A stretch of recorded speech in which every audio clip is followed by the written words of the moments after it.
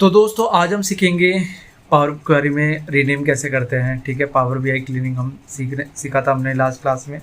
आज तीसरे पार्ट में हम सीखते हैं कि रीनेम कैसे करते हैं। उसके लिए सिंपल सा दोस्तों, कॉलम पे आप जैसे आप क्लिक करेंगे, ठीक है, क्लिक करते ही आप इसी ईजिली तरीके से आप इस पर अपना कॉलम का कोई भी नेम जो है आप इसको दे सकते हो और अपने अकॉर्डिंग जो है इसको रीनेम कर सकते हो। ठीक है, आप किसी पे भी क्लिक करेंगे, अपर पे सिर्फ आपको डबल क्लिक करना होगा।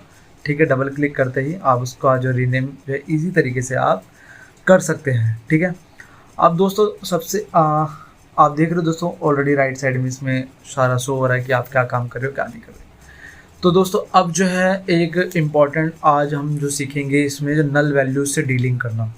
ठीक है, काफ़ी बार क्या होता है हमारे पास जो डेटा होता है उसमें ऐसी वैल्यूज़ होती हैं जो पूरे डेटा को कंफ्यूज कर देते हैं कि नल वैल्यू के साथ हम डीलिंग कैसे करेंगे, वो आज मैं आपको सिखाऊंगा। सीख तो रहे हो लेकिन सब्सक्राइब नहीं कर रहे,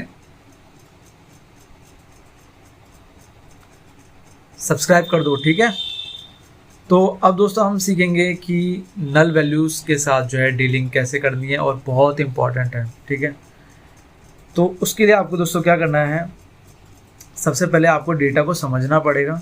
ठीक है, अब जैसे मान के चलिए मुझे नल वैल्यू चेक करनी है कि उसमें आपके डेटा में नल वैल्यू है या नहीं। नल वैल्यू वो बेसिकली वो वैल्यू होते हैं जिसमें कोई भी वैल्यू ऐड नहीं होती। जैसे अगर आपको न्यूमेरिक है या फिर क्या बोलते हैं आप किसी डेट पे काम कर रहे हैं और उस कॉलम पे या फिर उस सेल पे कोई भी वैल्यू ऐड ऑन नहीं होती।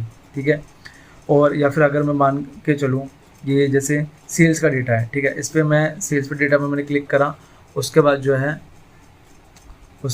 मैंने चेक करा कि प्रॉपर तरीके से सारे डेटा जो है प्रॉपर तरीके से है या नहीं है। तो मैं क्या करूँगा, सबसे पहले पूरे डेटा को अच्छे से एनालाइज करूँगा। एनालाइज करने के बाद सेल्स डेटा पे मैंने चेक करा, सबसे ज़्यादा प्रॉब्लम इसी डेटा में आती है। राइट क्लिक करा, राइट क्लिक में आप देखोगे यहाँ पे दोस्तों शो हो रहा है नल वैल्यू दोस्तों इसमें शो हो रहा है। अब बाकी डेटा अगर मैं देखूँ तो सारा डेटा तो मैं देख नहीं सकता क्योंकि इसमें इतने सारे इनपुट हैं। तो मैं क्या करूँगा, प्रॉपर तरीके से राइट क्लिक करूँगा, ठीक है, इसी डेटा पे, और जो नल वाला वैल्यू है, ठीक है, सिर्फ नल वैल्यू और क्लिक करूँगा, देखूँगा इतने सारे जो है इसमें नल वैल्यू।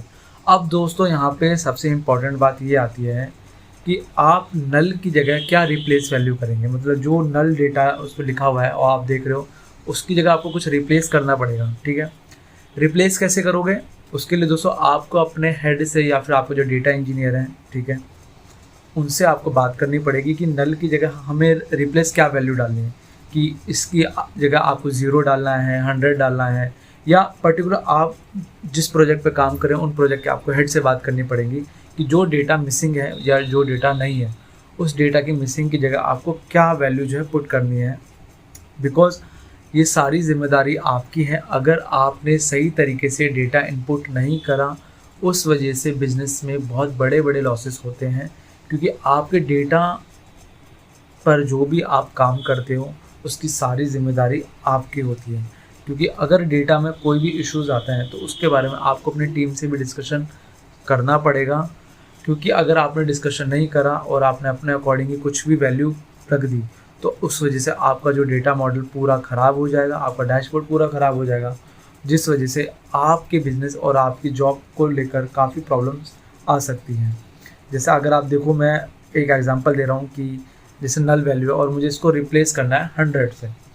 ठीक है, क्योंकि ये मैं एक एज एग्जाम्पल के तौर पे आपको बता रहा हूँ कि मुझे नल वैल्यू को रिप्लेस करना है किसी अदर वैल्यू से। मैं चाहे इस पर कुछ भी वैल्यू रख सकता हूँ, मैं 0 रख सकता हूँ, कोई वर्ड भी रख सकता हूँ, लेकिन उसके लिए आपको जो है अपने डेटा इंजीनियर या फिर अपनी टीम से बात करनी पड़ेगी कि जो भी नल वैल्यूज़ होंगे या जो भी मिसिंग वैल्यूज़ होगी उस वैल्यू की जगह आप क्या रखोगे। ठीक है, तो जैसे सेल्स का डेटा है, यहाँ पे मैं क्या करूँगा, रिप्लेस वैल्यू करूँगा।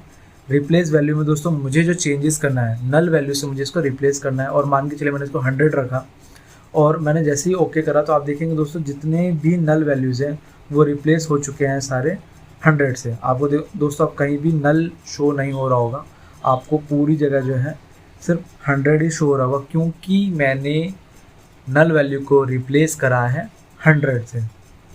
ठीक है दोस्तों, आई होप दोस्तों आपको फाइनली पावर बीआई में डेटा क्लीनिंग कैसे होती है स्टेप बाय स्टेप करके मैंने सारी चीज़ें हैं जो है आपको बता दी है। चैनल पे नए हैं तो सब्सक्राइब कर लो कि पावर बीआई डेवलपर का पूरा कोर्स जो है इस चैनल पे आ चुका है और इसके अलावा भी और भी कोर्सेज हैं